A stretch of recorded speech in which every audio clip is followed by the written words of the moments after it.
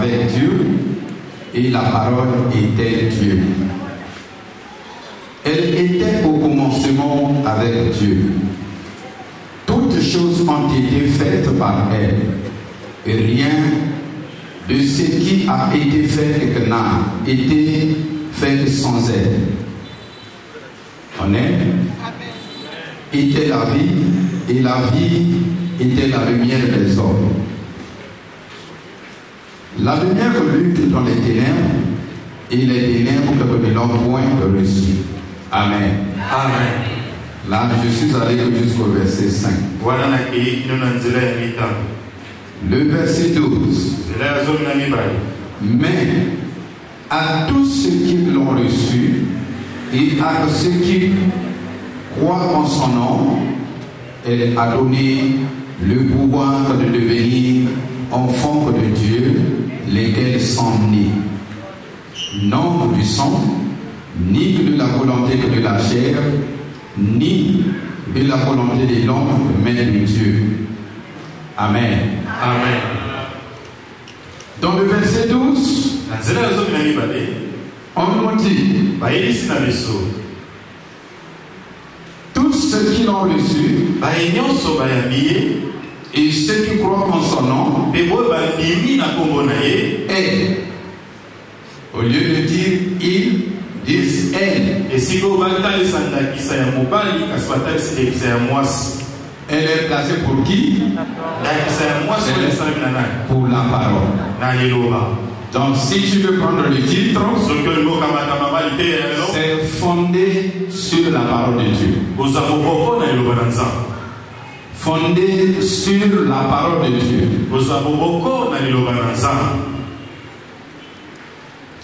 Bien aimé, que la parole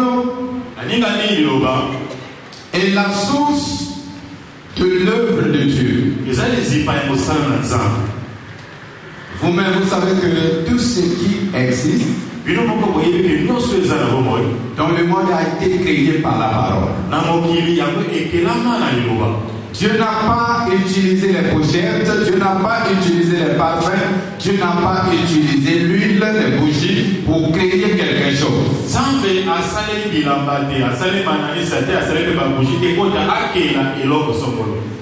Tout ce qui existe a été créé par la parole.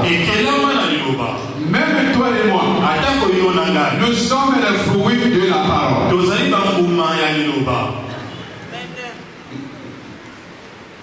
Est-ce que tu comprends avec moi? Fondé par la parole, créé par la parole, assis par la parole, appliqué par la parole. Et la révélation de Jean dit au commencement était la parole. Et la parole était avec lui. Et la parole était Dieu. Et s'est fait de chair. Et habité parmi les hommes. Donc Jésus-Christ aussi est la parole. Cette parole fait de chair. Habité au milieu de nous. Alors, comme vous voyez que tout ce que nous basons sur la spiritualité est assis sur la parole. Si vous voulez baser la spiritualité ou la chrétienté en dehors de la parole, ça sera plus Dieu. Parce que Dieu n'est pas en dehors de sa parole. Quand vous constatez aujourd'hui, l'église du Seigneur est devenue faible. C'est dû à quoi? Parce que les gens ont mis de côté la parole. Ils ont mis de côté la parole. Ils ont commencé à exploiter leurs pensées, leurs émotions, leurs intentions à la place de la parole. Laisse-moi te dire, mon bien-aimé, que rien sur la terre des hommes ne peut remplacer remplacer la parole. Parce que la parole c'est Dieu lui-même. Amen. Même si tu ne dis pas Amen, moi je suis sûr avec ma Bible. Toi et moi, on est fait. Quand vous lisez la Bible, vous voyez que il y a l'opposition entre ta vie et la parole de Dieu. L'homme va à gauche, la parole de Dieu va à droite. Ensuite, on est sens opposés. Pourquoi? Parce qu'on n'est pas basé sur la parole. Tout ce qui n'est pas conduit par la parole n'est pas de Dieu. N'est pas de Dieu. Et quand Jésus lui-même est venu sur terre, il a basé que sur la parole. Il agit que sur la parole. Il opérait que sur la parole. Et il a triomphé des tentations par la parole. Il a triomphé les épreuves par la parole. Et il a triomphé le diable par la parole. C'est la parole qui fait de nous les enfants de Dieu. C'est pas ta prière. C'est pas ta louange. C'est pas ton adoration. C'est la parole qui fait de toi un enfant de Dieu. C'est pas ton baptême.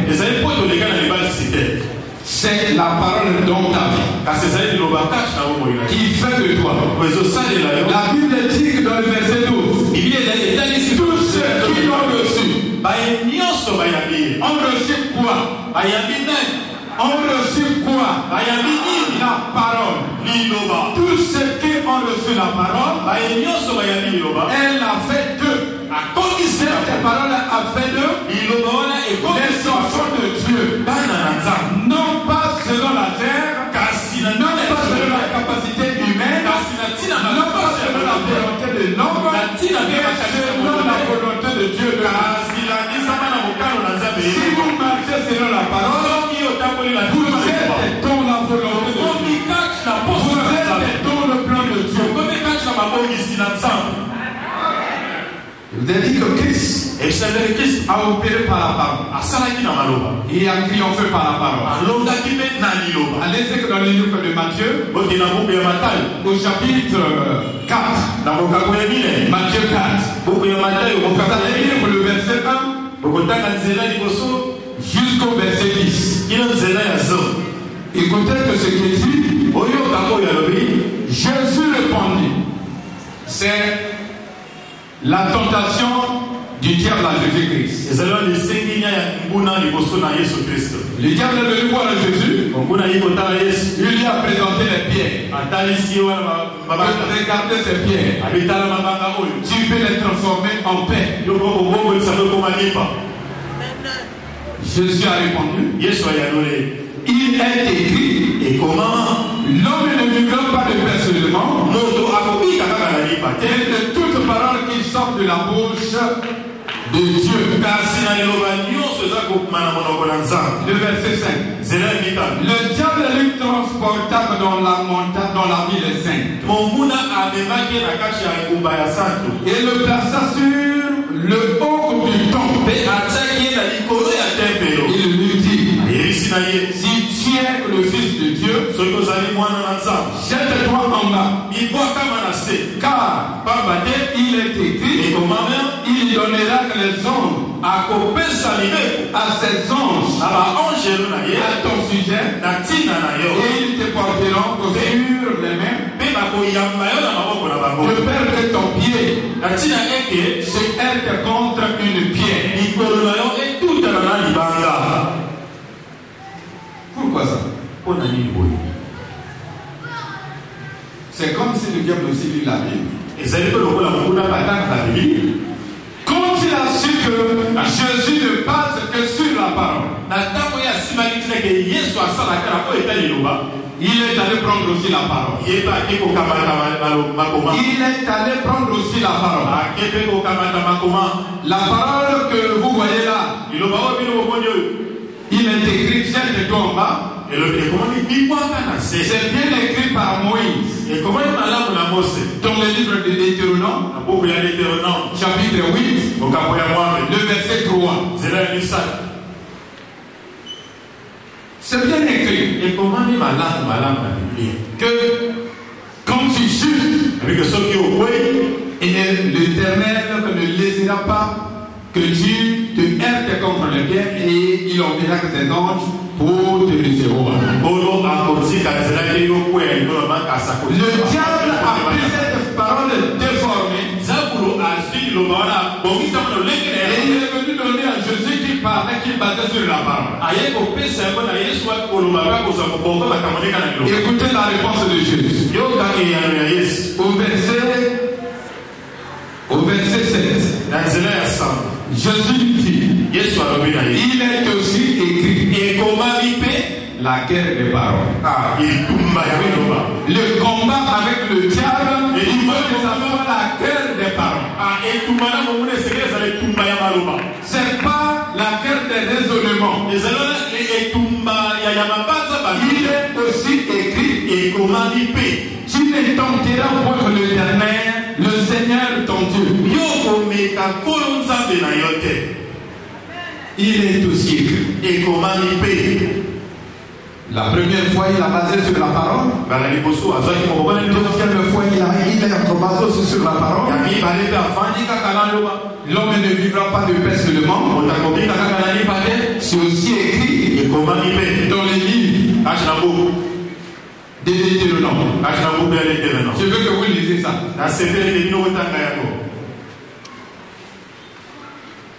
Si quelqu'un n'a pas de Deutéronome 8:3,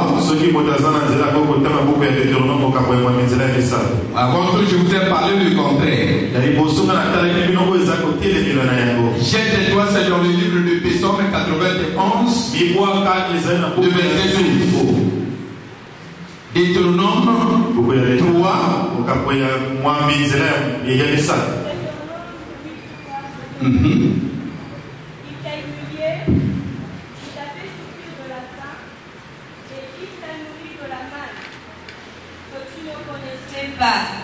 Et que n'avaient pas connu tes pères, afin de t'apprendre que l'homme ne vit pas de pain seulement, mais l'homme vit de tout ce qui sort de la bouche de l'Éternel. Voilà, amen. Ça c'est sa première réponse basée sur la parole. La deuxième parole, il a dit, il est écrit. Tu ne tenteras pas l'Éternel ton Dieu. Et le diable n'a pas fini. Il est allé encore prendre une parole. Il est venu m'exposer. Cette fois-ci, il a mené à la grande montagne. Il a montré toutes les gloires de la terre. Il a dit à Jésus, si tu m'adores, si tu te prosternes, je vais te donner tout ça. Toi tu seras le chef ou je serai derrière toi. Jésus a dit, il est aussi écrit, tu n'adoreras pas quelqu'un d'autre. Là, je viens d'aller dans les 10 commandements. Tu n'adoreras pas quelqu'un d'autre. C'est l'adoration que le diable est en train de ravager beaucoup de choses aujourd'hui pour la gloire du monde. Si tu acceptes, tu auras la grosse voiture, tu auras l'argent, tu auras ceci. Si tu acceptes d'adorer que le diable, si tu acceptes d'adorer que tel l'autre, c'est l'adoration du diable. Il est écrit, tu n'adoreras personne.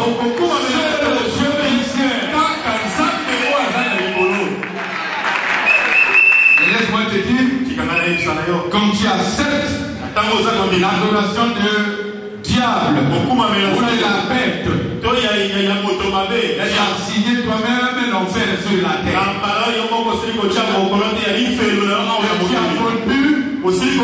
ta descendance.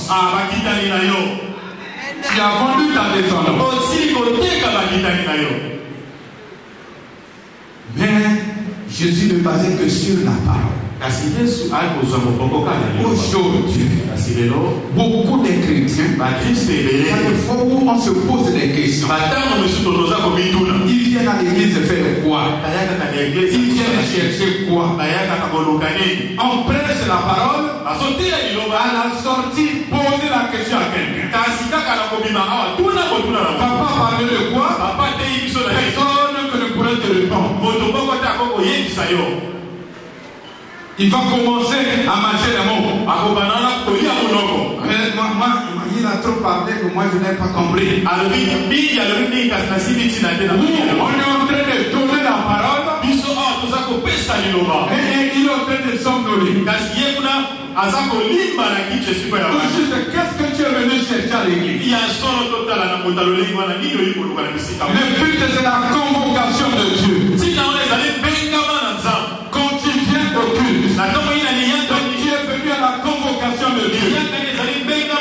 Dieu t'a convoqué, pas pour te donner les dollars, pas pour te donner les cadeaux, pas pour te donner le mariage.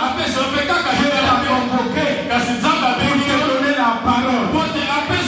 Alors que cette parole, tu peux triompher en tout. Il t'a convoqué pour te donner la parole. Et vous négligez la parole. Que ça soit en lisant, que ça soit en écoutant, vous négligez tout. Si je fais ma curiosité, ceux qui sont dans cette salle, avec leur Bible, vous devez moi vos Bibles.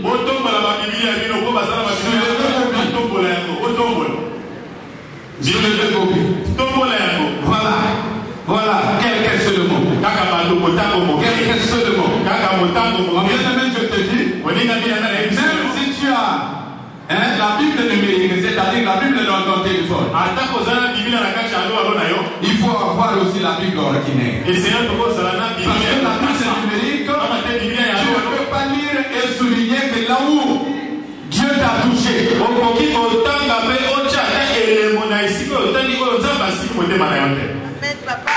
C'est ça.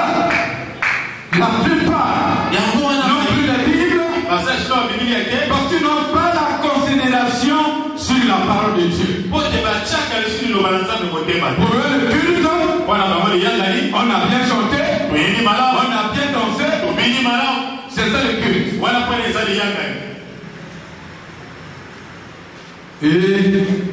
Et la parole vite.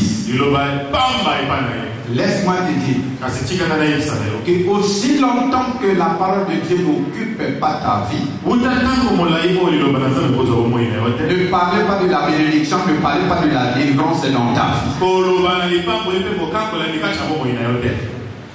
La bénédiction n'est pas un slogan. Ou la délivrance n'est pas un totem magique. La délivrance, c'est l'accomplissement, la réaction de la parole dans la vie de l'homme. Là où la parole habite, elle veut la liberté. La parole veut la liberté. Il ne veut pas le mélange, il ne veut pas l'assemblement, il ne veut pas la saturation, il ne veut pas penser. Ils sont liés avec quelqu'un d'autre. Et elle chasse tout ce qui ne confesse pas la gloire de Dieu. Et c'est ça la délivrance.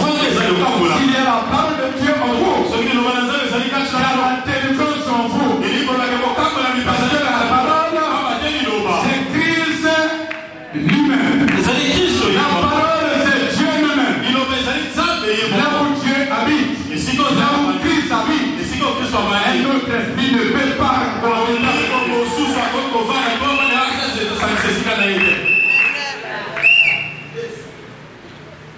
On est les chrétiens. Bourrés des maris de nuit. Bourrés de les cauchemars. Bourrés des repas nocturnes.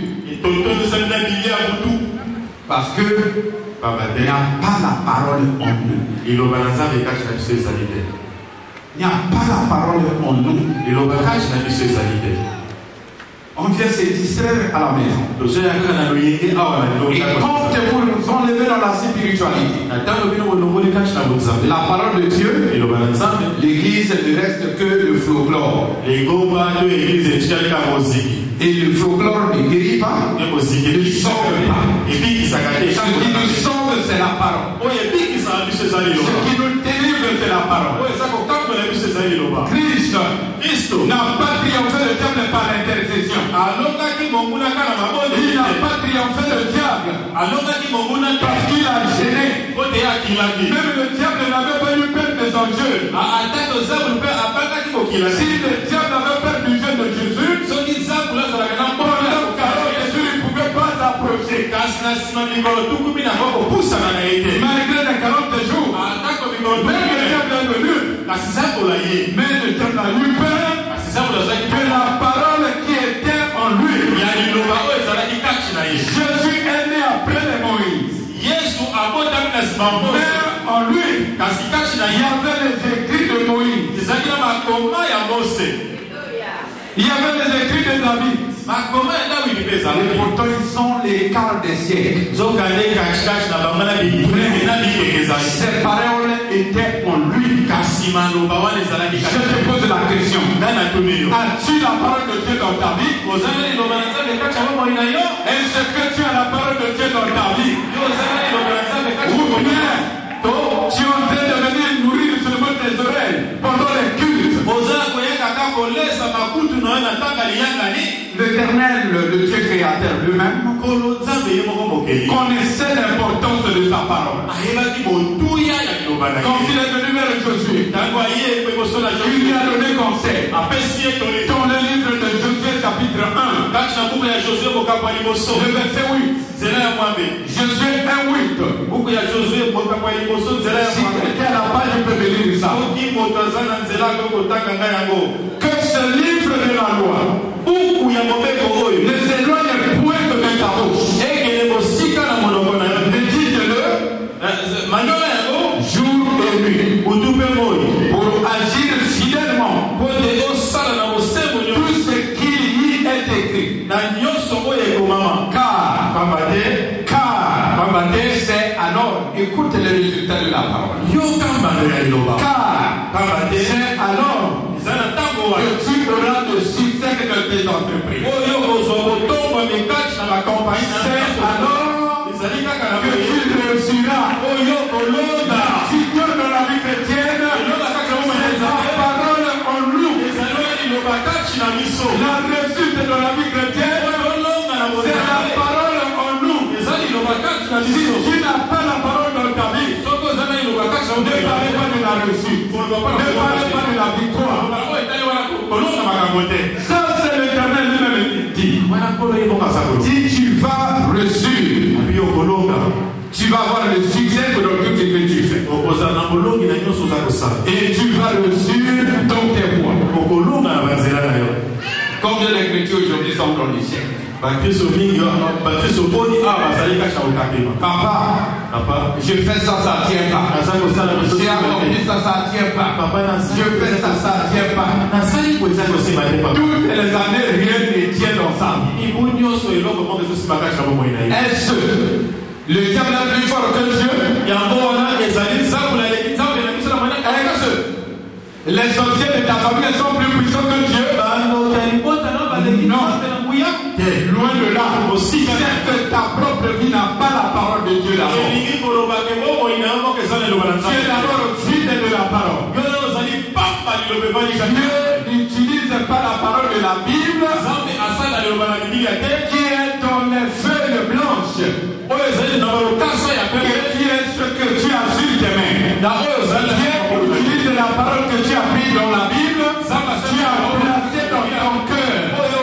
Le frère chrétien, c'est une Bible ambulante. Le frère chrétien, c'est une Bible ambulante. Il marche par la parole de Dieu. Il parle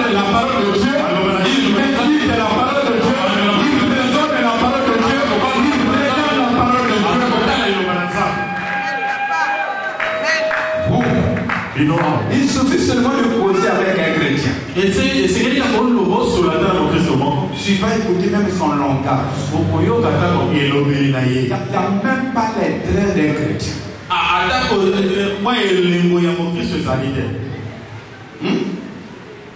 Un jour, je disais aux chrétiens ici que la mort est plus âgée que nous tous ici.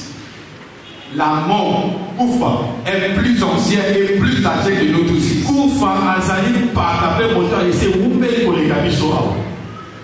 C'est même un patriarche.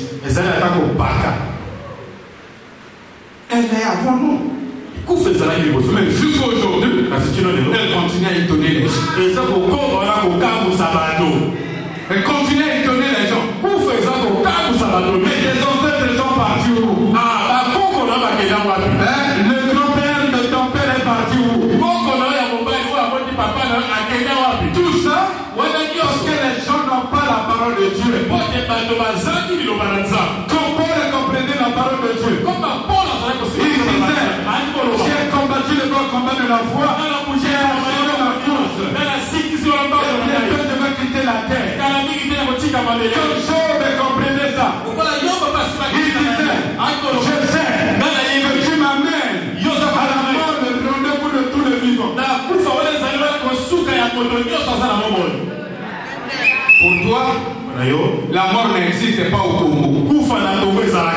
C'est seulement les gens qui bouffent les gens.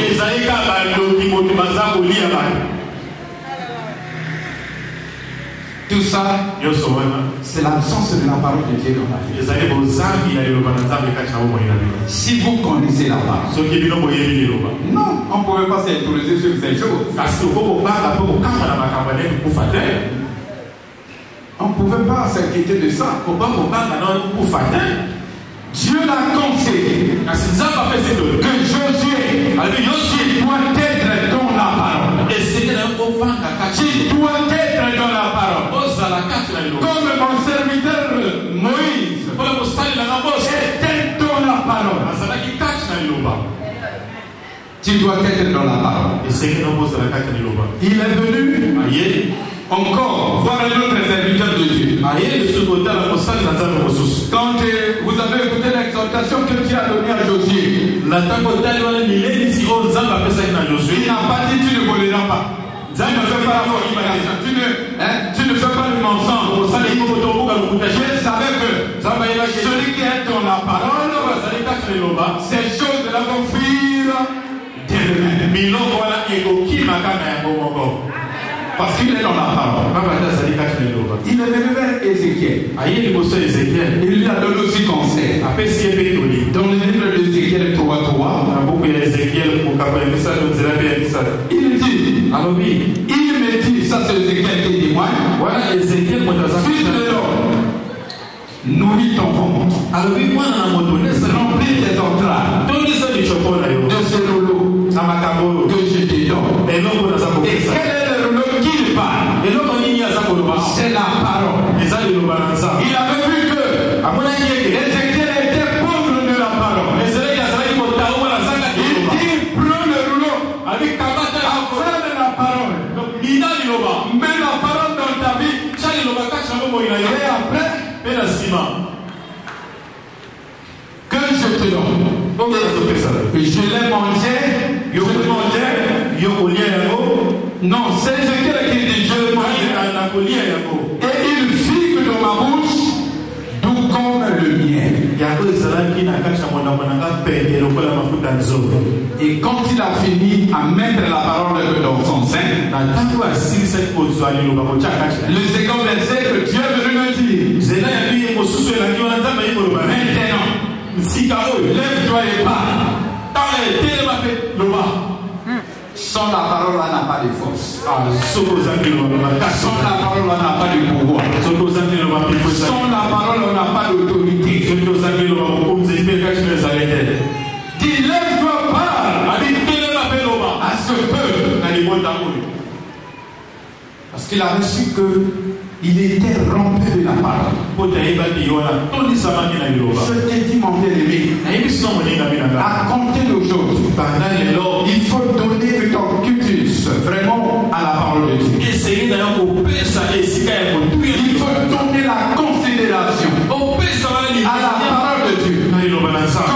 quand tu quittes ta maison, chanter c'est bien, louer c'est bien, mais ce qui est plus meilleur, c'est sortir dans ce lieu avec une parole que Dieu t'a donné ce dimanche. Celui qui est sorti du culte ne doit pas sortir une vie. Il doit sortir avec une parole clé que Dieu t'a donné ce dimanche. Chaque dimanche, Dieu nous parle. Il peut donner plusieurs paroles. Mais chacun de nous a une parole qu'il doit retenir, qui doit soutenir sa vie, qui doit être l'appui de sa vie. Et si vous vivez ainsi, vous allez être fort. Vous allez triompher le diable. Vous allez triompher les ennemis. Sans les tracasser. Les Congolais ont évité la parole. Ils vont chercher les massages. Ils vont chercher de l'huile. Ils vont chercher les processus. Ça ne doit pas remplacer la parole. La parole dans ta vie va t'équiper de tout. Va t'équiper de tout. Regardez. Au lieu d'aller consulter l'autre qui va te parler, il va te dire des mensonges. Et ce qui n'est pas mieux, d'être équipé toi-même que le Seigneur te révèle ces choses.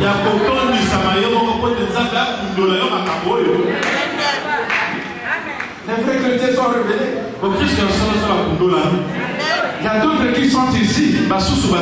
Parfois, je combat arriver dans la maison, au milieu de la nuit, le Saint-Esprit vient lui toucher, dit réveille-toi. Parce qu'il connaît que si tu en éveilles, c'est-à-dire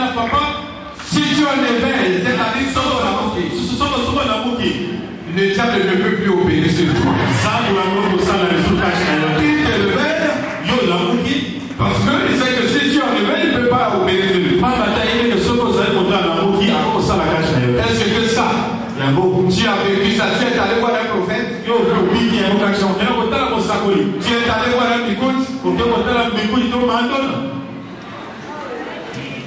C'est la parole en toi qui révèle ces choses.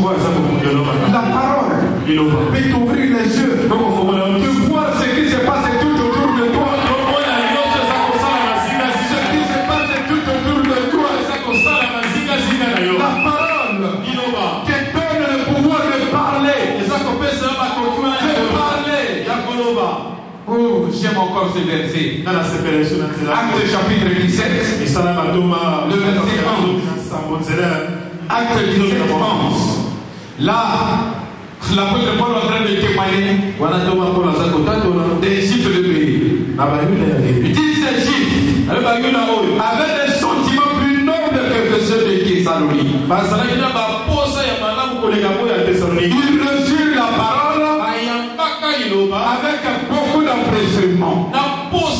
Et ils examinaient chaque jour les Écritures pour voir si ce qu'on leur dit était exact. On peut acclamer pour ces chrétiens. Pour toi, la parole sort. Mais quand tu es en colère,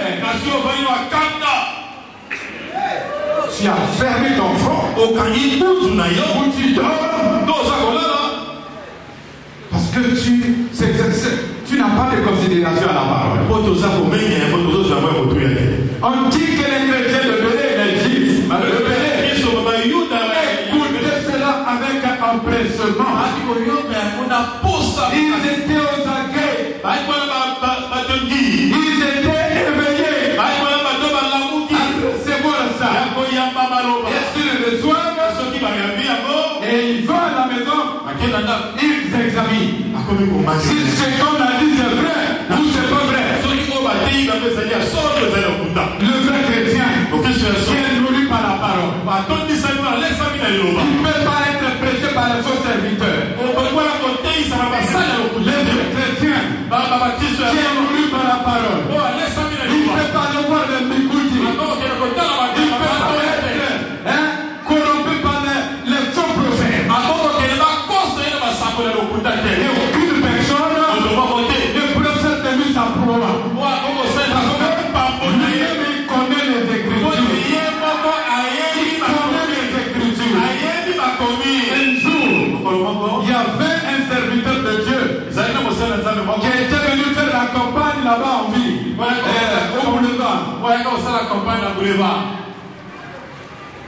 J'ai dit aux chrétiens, celui qui veut partir, parle, moi je parle.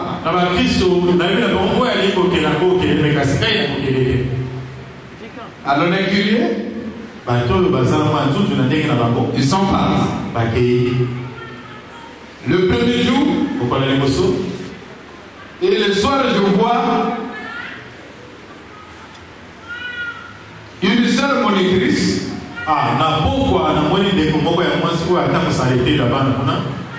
qui revient de là-bas. Mais comment était votre campagne? Et papa, pour moi, c'est fini aujourd'hui. C'est de n'importe quoi. Ce que le blanc n'a pas,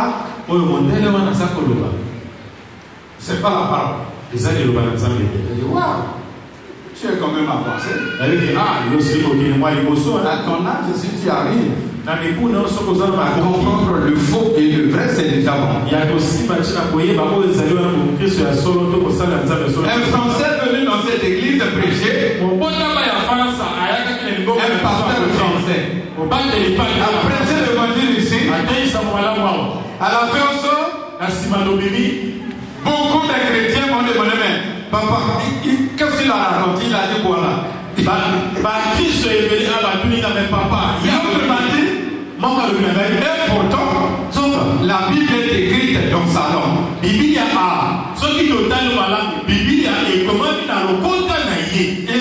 il prêche dans sa langue. Il n'arrive pas à épouiller que le verset de la Bible. Mais pourquoi la sœur là arrivait à distinguer cela? Parce qu'elle était assise dans la parole. Et ceux qui n'avaient pas la parole, ils ont avalé les bébés du Québec, c'est le blanc qui a parlé.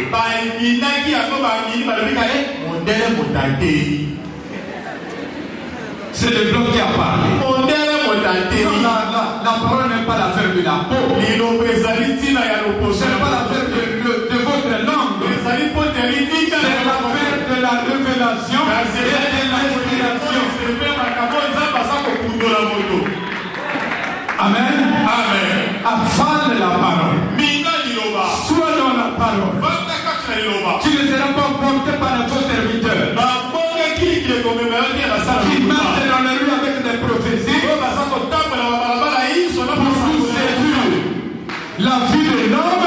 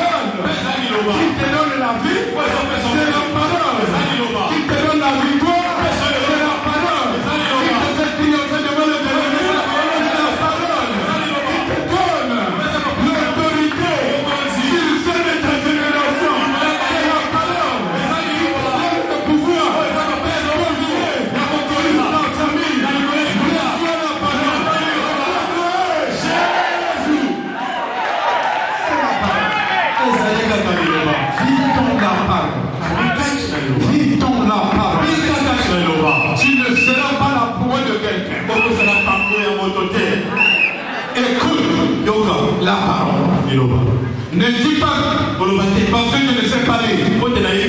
Non, la Bible nous dit que ceux qui écoutent gardent plus que ceux qui lisent. La voix vient de ce qu'on entend. Regardez, je vais vous donner cette illustration. Qui de vous, il y a d'autres qui sont des enseignants ici. Un enseignant devant une classe peut-être de 40 ou de 50, ou comme ici au Congo il y a le pédor dans les classes. Et ça dit qu'il y a de façon.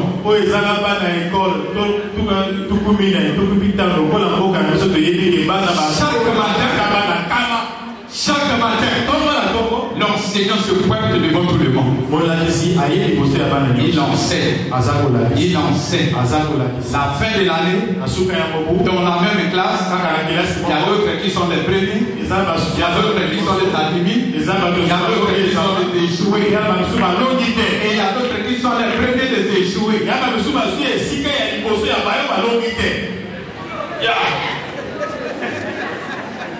Parmi les échoués, ça dit qu'il y a la plus petite moyenne. Lui, c'est le premier des échoués. Est-ce que le professeur est injuste? Ici au Congo, quand tu vas demander à un échoué fille, tu lui demandes, c'est ça la moyenne que tu as eu? Le professeur l'est contre moi parce qu'il m'avait cherché au concubinage.